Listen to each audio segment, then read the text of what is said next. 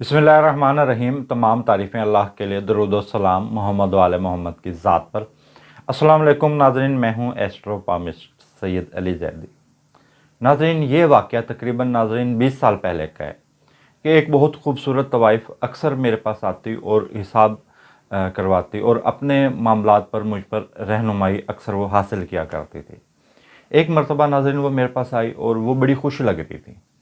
तो मैंने उससे उसकी खुशी की वजह पूछी तो मुझे कहती है कि मैं बहुत खुश हूँ, अब मेरे हालात बदल जाएंगे। मैंने कहा क्या हुआ है ऐसा कि अब आपके हालात बदलने लगे? उसने कहा मेरा वीज़ा लग गया है और मैं ग्रुप के साथ दुबई जा रही हूँ। चंद दिनों के बाद वो मेरे पास वापस आई, दुबई से जिस वक्त गई और फिर वो मेरे पास वापस आई। तो बड़ी खुश थी, बड़ी खुश थी।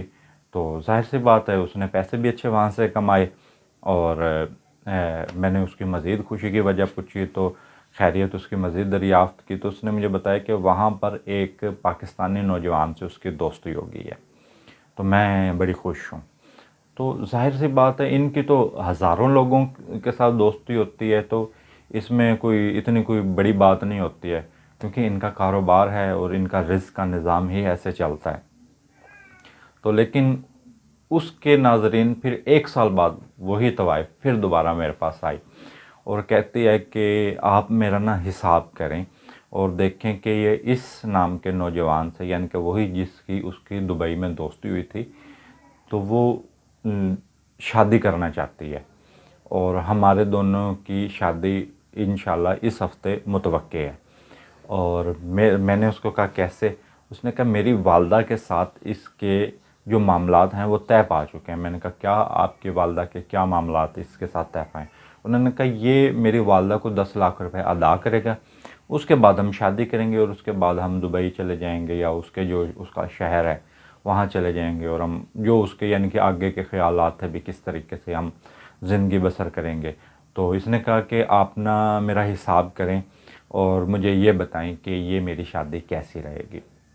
अच्छा नाज़रीन, मैंने उसके हाथों को देखा, उसके साइचे को देखा, उसकी शादी की लकीर को देखा और दीगर किस्मत की लकीरों को देखा, तो मुझे ना कुछ चेंजेस उसमें नज़र नहीं आए, कुछ ऐसी तब्दीलियाँ नज़र नहीं आई और शादी की लकीर में चमक तो बिल्कुल भी नहीं थी। तो जिस वक्त नाज़रीन, क्योंकि हर इंसान एक अपने जैसे हकीम फिसावोर्स है तो उसके कुलियात हैं, तो हमने मुख्तलिफ़ उस्तादों से सीखा और मुख्तलिफ़ तरीक़ों से हम हिसाब को देखते हैं।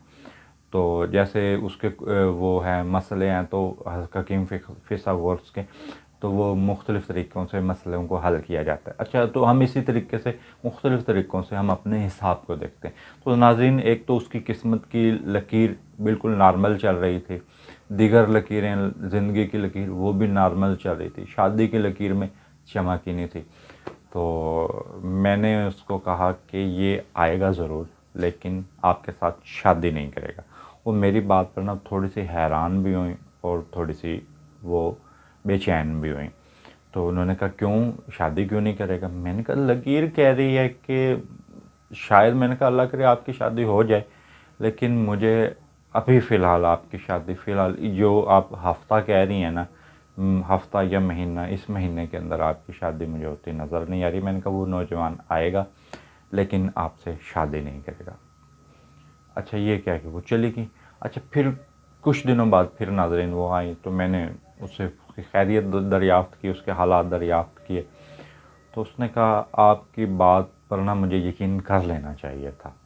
तो जैसे मैं आपकी बात पर पहले भी यकीन कर लेती थी तो इसी तरीके से तो मुझे यकीन कर लेना था। मैंने कहा हुआ क्या कि जैसा आपने कहा है बिल्कुल ही वैसे हुआ है और वो आया ज़रूर है लेकिन उसने मुझसे शादी नहीं की। तो नाज़रीन, जो हिसाब है, वो जो इल्म है, वो बहरहाल नाज़रीन इल्म होता है और बोलता ज़रूर है। तो नाज़रीन, वीडियो के आखिर में तमाम दोस्तों, तमाम बहन भाइयों से गुजारिश करूँगा कि आप मेरी वीडियो को लाइक करें। बहुत शुक्रिया। वीडियो के आखिर मुझे इजाज़त दीजिए। अल्लाह हाफ़िज़।